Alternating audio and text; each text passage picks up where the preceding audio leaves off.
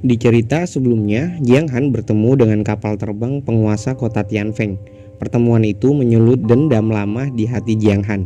Dengan menunjukkan identitas aslinya, Jiang Han bertarung dan berhasil membunuh penguasa kota Tianfeng. Setelah kejadian tersebut, Jiang Han beserta rombongannya melanjutkan perjalanan. Di tempat area ekstrim, Jiang Han dan lainnya banyak bertemu dengan monster atau Yuan Beast yang setara dengan tingkat Wu Hou. Dan setelah melewati area ekstrim, Jiang Han tiba di area yang bernama Lembah Raja Kapak.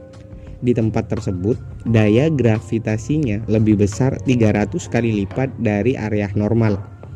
Dengan susah payah dan tekad untuk menyelamatkan istrinya, akhirnya Jiang Han berhasil melewati tempat tersebut dengan usahanya sendiri.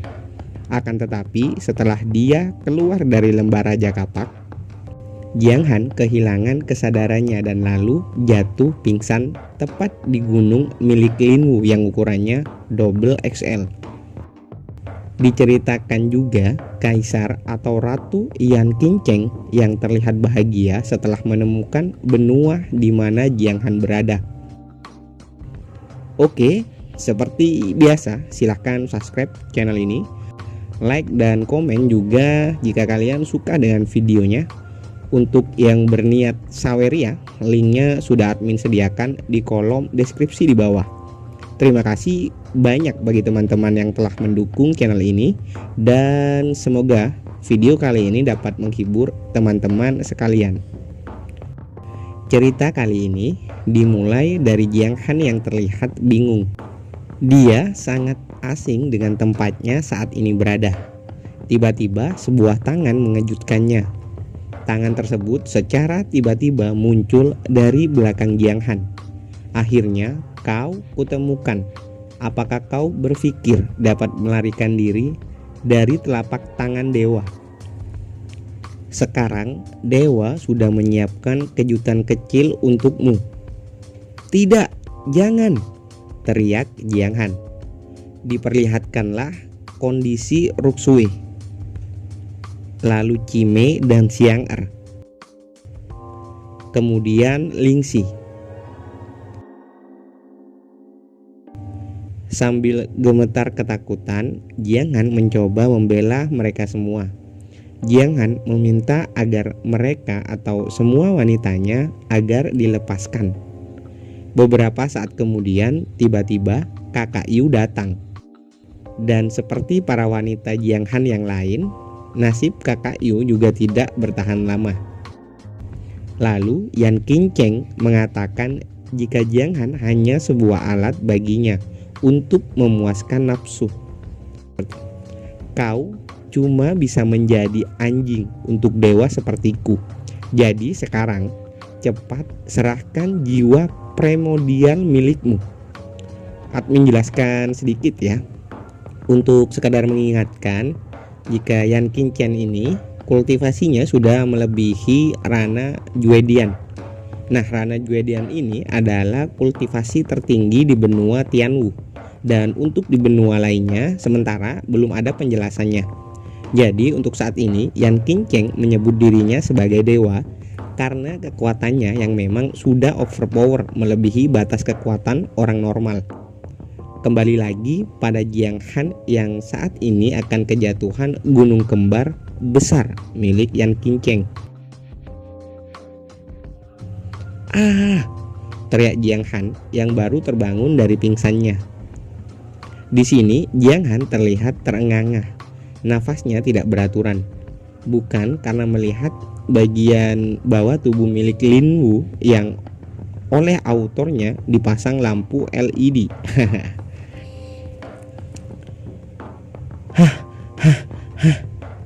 Palsu? Kejadian barusan?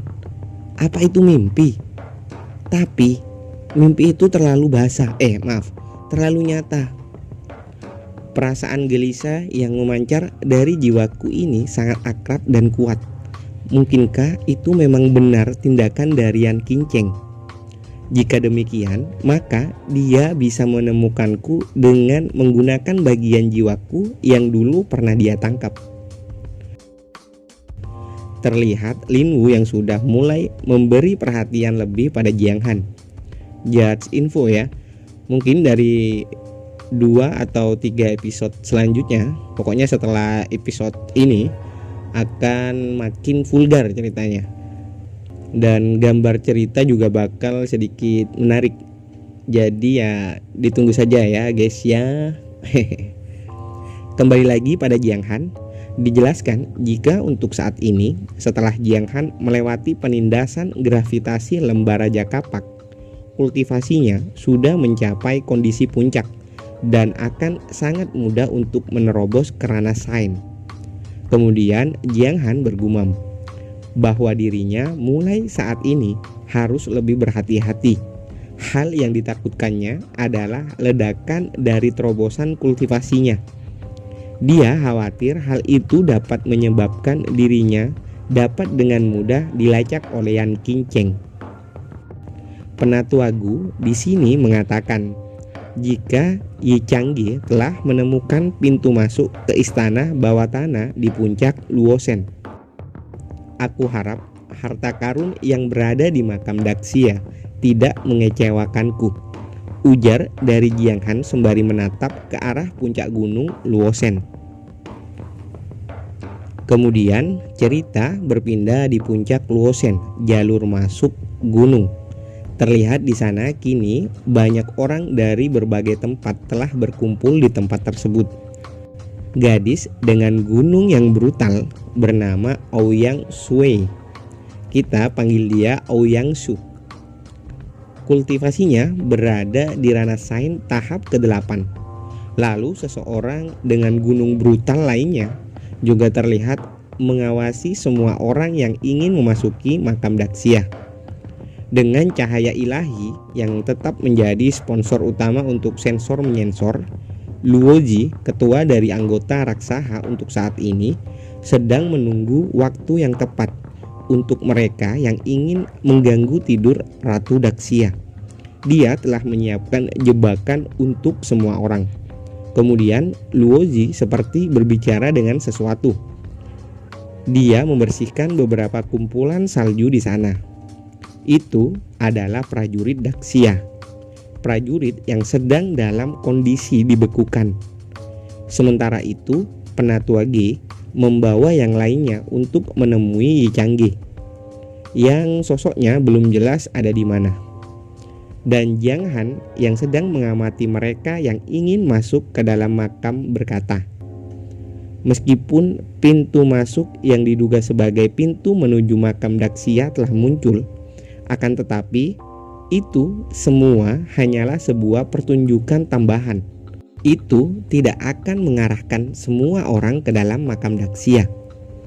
Ini adalah pangeran ke-9, Li Qiang, salah satu anak dari penguasa kota Tianfeng yang dibunuh oleh Jiang Han sebelumnya.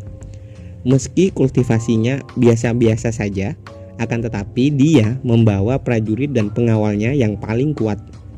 Dan kultivasinya berada di ranah sains tahap ke-8. Mereka adalah paviliun Qianlong yang tempo lalu ingin menangkap Jiang Han saat di pegunungan berapi. Para pengawalnya rata-rata berada di ranah sains tahap ke-8. Dan tambahan seorang manusia besi dari Kekaisaran Tianwu menjadi pelengkap dari pengawalan mereka. Dan dia adalah Ye Tao, orang yang juga ingin menangkap Jiang Han di pegunungan berapi beberapa waktu lalu, kelompok dari sekte Kaisar Laut. Dia juga bersiap dengan membawa beberapa orang yang kultivasinya berada di ranah sains tahap ke-8. Itu sangat mengerikan dan brutal, ujar dari Jiang Han yang menatap ke arah barang milik Ouyang Su. Dan di saat Jiang Han masih terpesona mengamati hal itu, tiba-tiba rombongannya datang. Dan kampretnya lagi, mereka, rombongannya maksudnya, berteriak memanggil nama Jiang Han dengan keras. Jiang Han yang sudah berencana untuk bersembunyi akhirnya ketahuan setelah diteriaki namanya. Mereka, orang-orang yang memang sebelumnya terlibat masalah dengan Jiang Han, langsung menoleh ke arah Jiang Han. Pangeran Li Qiang mengatakan bahwa dirinya pernah mendengar nama tersebut yang sepertinya tidak asing untuknya. Ya iyalah, Jiang Han kan yang telah membunuh dua saudaranya dan ayahnya. Di sisi lain, Jiang Han menunjukkan diri di hadapan mereka semua. Dan itu semua karena ulah Wei tadi yang meneriaki namanya. Seseorang kemudian bertanya, "Hei kawan, ternyata itu kau. Apakah kau benar-benar orang yang telah menjatuhkan kapal terbang Kaisar Tianwu itu? Terima kasih atas bantuanmu, karena jika bukan karenamu, kelompok kami mungkin tidak akan pernah sampai ke tempat ini." Setelah itu, Pangeran Li Qiang yang mendengar tentang sebuah kapal terbang jatuh langsung menjadi sangat marah. "Hei Jiang Han, apa kau tahu berapa harga dari kapal itu? Dan di mana sekarang ayahku berada?" Sambil tersenyum, Jiang Han berkata, "Hei Pangeran Li Qiang, sayang sekali ayahmu telah mati di tanganku." "Apa? Terbunuh katamu? Apakah kau menantu laki-laki dari kota Piaksui? Bukankah kau sudah mati?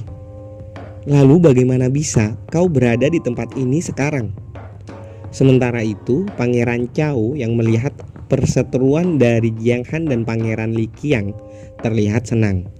Diketahui jika Pangeran Chao memiliki permasalahan dengan Pangeran Li Qiang. Dan tiba-tiba Jiang Han berteriak ke arah Pangeran Chao. Dia mengatakan bahwa seolah-olah terbunuhnya kaisar atau penguasa kota Tianfeng dikarenakan bantuan dari Pangeran Chao. Jiang Han di sini mencoba menambah kebencian Pangeran Li Qiang pada Pangeran Chao dengan cara mengadu mereka berdua. Disinilah Pangeran Qiang menganggap jika Jiang Han adalah orang dari Pangeran Chao. Pangeran Li Qiang kemudian berteriak pada pengawalnya untuk masuk terlebih dahulu ke pintu makam Daxia. Dia berlari menuju tempat tersebut disusul dengan pengawalnya yang bernama Zhao Diao. Melihat itu, sekte Kaisar Laut dan Paviliun Qianlong juga tidak tinggal diam. Mereka juga berlari untuk memasuki pintu yang dianggap oleh semua orang merupakan pintu masuk menuju makam Daxia. Tidak hanya itu, bahkan kini semua orang juga berlari untuk masuk. Begitu juga dengan Wei yang berlari untuk memasukinya. Akan tetapi, segera setelah itu, dia dihentikan oleh Jiang Han. "Apa kau pikir pintu masuk ke makam Daxia benar-benar sesederhana itu? Hihihi, orang yang mengganggu tidur kaisarku tidak bisa dimaafkan," ujar Luozi yang kemudian melakukan sesuatu. Dia mengaktifkan jebakan arai yang sudah dia persiapkan sebelumnya. Tiba-tiba di dalam pintu masuk terjadi gempa. Dinding gunung dan tanah bergetar. Setelahnya terlihat beberapa orang yang langsung kehilangan kepala milik mereka, dan beberapa lainnya juga terbunuh dengan sangat tragis. Sebuah jebakan seperti laser terlihat sedang menyerang semua orang, dan pintu masuk tersebut ternyata adalah sebuah arai teleportasi yang juga merupakan sebuah jebakan. Jiang Han dan rombongannya juga terlihat sedang menghindari jebakan tersebut. Dia berusaha berlari menghindari jebakan dengan mengubah dirinya ke mode naga. "Hah? Garis keturunan naga leluhur?" ujar Ouyang Su yang senang setelah melihat hal itu ada pada Jiang Han. Dengan tongkat yang sedang dihimpit oleh dua buah gunung besar, Luozi berkata, "Semuanya akan terjebak di dalam sana. Ini adalah persembahan untuk Anda, Ratu Daxiaku." Setelah beberapa saat berlalu, cerita berganti. Kini terlihat sebuah ruangan dengan desain bangunan yang cukup tua. "Apa-apaan tempat ini?" ujar dari Jiang Han yang masuk dalam salah satu array teleportasi dan dipindahkan ke tempat tersebut. Tiba-tiba seseorang mengatakan kepada Jiang Han untuk tidak bergerak. Orang tersebut adalah Ouyang Su dengan wajah yang memerah. Terlihat Ouyang Su sedang menyentuh Jiang Han dengan lembut. Dia mencoba merasakan kenikmatan yang akan segera dia lakukan kepada Jiang Han. Dia membayangkannya sembari menutup mata.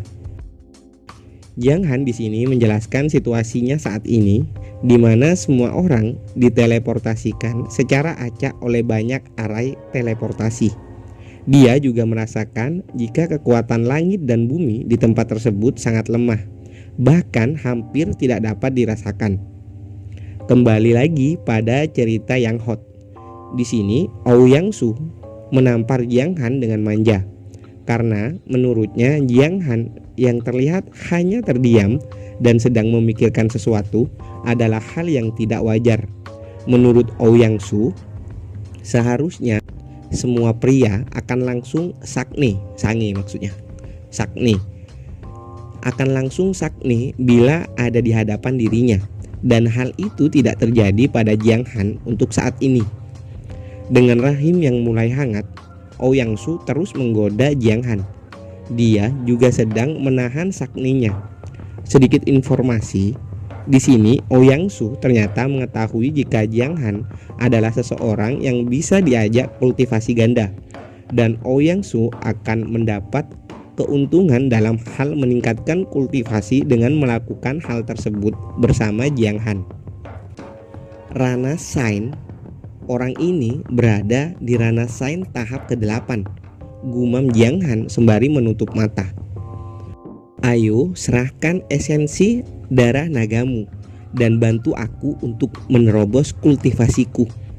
Sebagai hadiah, aku akan membiarkanmu mati dalam kebahagiaan dan kenikmatan yang tiada tara.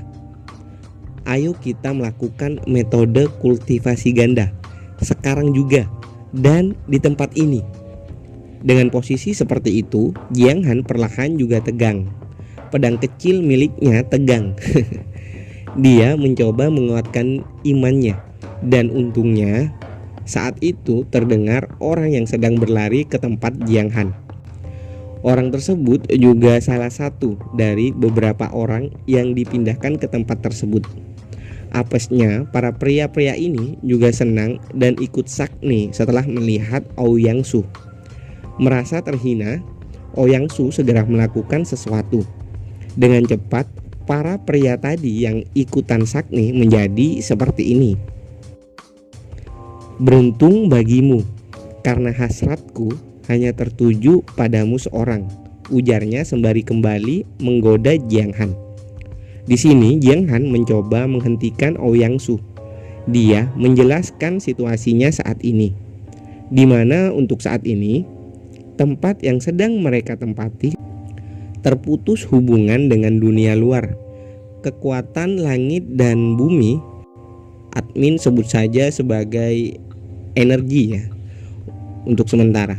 Kekuatan energi tidak dapat dirasakan di tempat tersebut. Setelah mendengar penjelasan tersebut, Ouyang Su langsung tersadar jika yang dikatakan Jiang Han benar.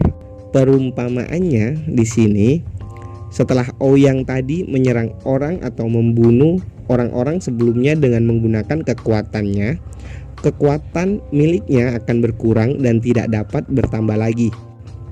Karena koneksi kekuatan unsur alam tidak dapat diserap di tempat tersebut. Hal itu menyebabkan para kultivator akan semakin melemah terkena dampaknya. Jiang Han juga menjelaskan metode kultivasi ganda, di mana itu juga membutuhkan kekuatan unsur alam untuk mendapatkan efek keuntungan bagi Ouyang Su sehingga dapat menerobos kultivasinya.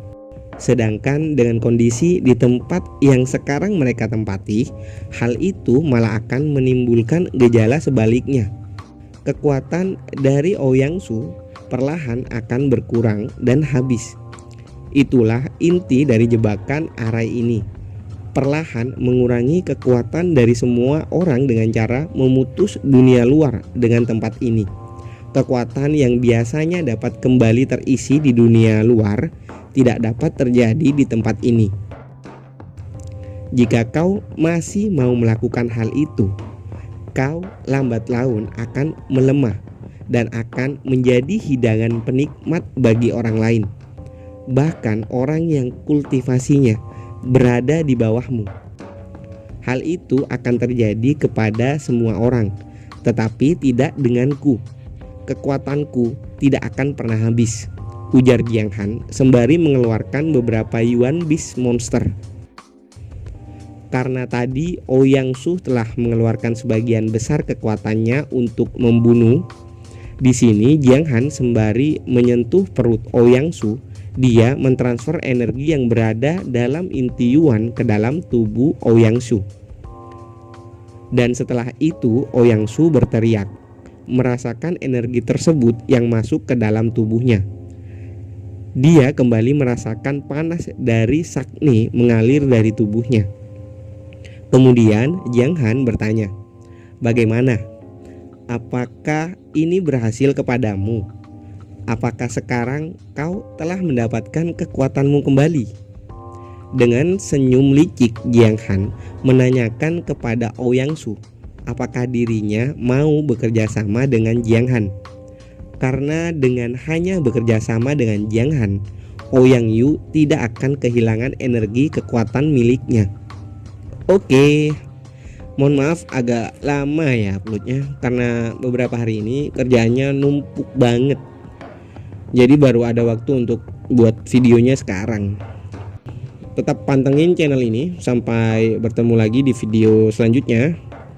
Ya beberapa hari lagi lah. See you.